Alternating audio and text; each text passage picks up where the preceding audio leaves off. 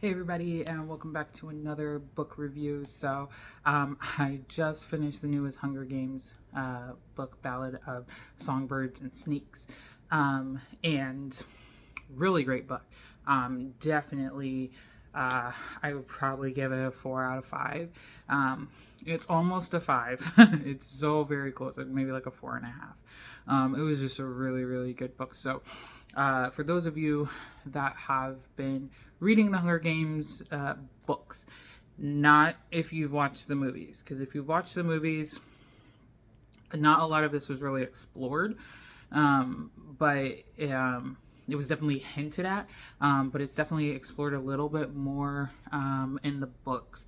But basically, this new book is about President Snow, who is the evil president in the original Hunger Games, and he is a teenager in this new book. So he's about 17, 18, and he is a senior in high school, kind of trying to figure out what to do with the world when the Hunger Games come around. And so at this point in the book, about the time that he is a senior, is the 10th Hunger Games. So if you recall from the original books, it was the 74th and the 75th Hunger Games. So in this one, it's the 10th. So it's definitely many, many years prior.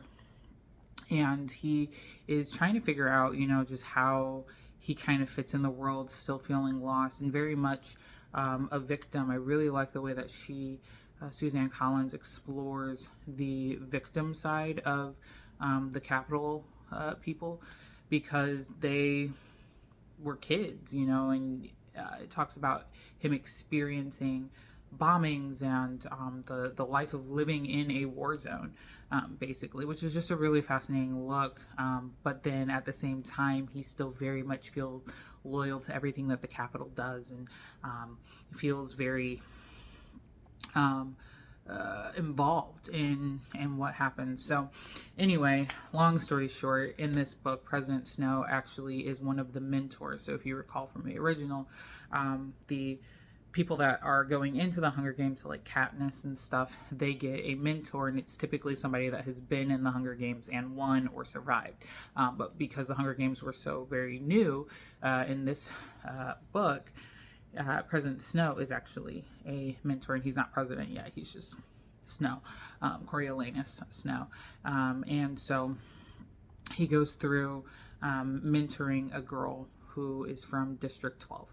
And she's just as rebellious as everyone else. And it just really goes into why President Snow doesn't like District 12 when he becomes president much later. It goes into his whole thing just being very against the districts, this idea of control and chaos and all that. It was just really, really well done, and I really like getting the other perspective, getting the background to a lot of it. And if you don't know, this is going to be a movie coming in 2023, which I'm pretty excited about. I'll be very curious to see what rating it gets. As you guys know, I am not a big fan of violence or I should say extreme violence, like lots of blood, guts, and gore stuff. I'm not a fan of that in movies and TV shows, so there's a lot of things I don't watch. But after reading this book, I was like, it's so very descriptive. I don't know how they're gonna do it. The first 3 Hunger Games books I felt like were descriptive, but not as descriptive as this one. I feel like this one just took it to another level, just kind of really hitting at the fact that like the original Hunger Games were far more brutal than the later Hunger Games, even though the later Hunger Games were definitely still very brutal. So I'll be very interested to see what rating this gets. It's definitely not going to be any lower than a PG-13, but I could definitely see it being an R-rated movie. But just the way that everything was explored, you find out about the song, the Hanging Tree song, which I absolutely love Suzanne Collins and her ability to write lyrics. And so there's some other songs that are written in this, so I'll be very interested to see how they handle that in the movie. This almost reads more like a musical than than just a straight book, because there are so many songs and each song has a different message. But Hanging Tree comes back, and you find out who wrote Hanging Tree and what Hanging Tree actually means, and it gives the original Hunger Games a whole new perspective. Oh, it's so good. So yeah, that is Ballad of Songbirds and Snakes. It is a fantastic book. Kudos to Suzanne Collins for writing another great book, and really just adding to the depth of the series, adding to the depth of the world that she created with Panem and the districts. So good. So good. Also getting to see other family members of characters that were mentioned in the original Hunger Games, also really awesome. So thank you so much, per usual, for watching these book reviews. I am really not thinking I'm going to hit 108 books this year, because we're only in the 30s. But I am trying. I am definitely trying. And I have a huge pile of books, and the pile just gets bigger and bigger.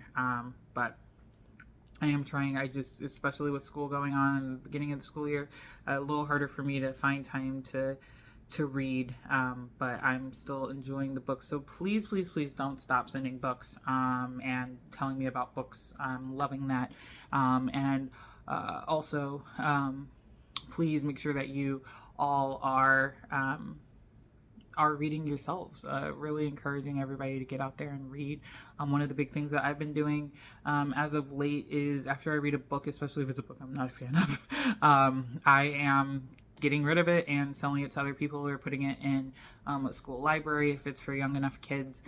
Just really get back into reading, guys. It's really important. Read to your kids, read to your family members, read together. Spend some time reading together. I am a big proponent of this. Just getting lost in a good book is always amazing. So thanks again for watching, and I will see you in the next book review. Bye.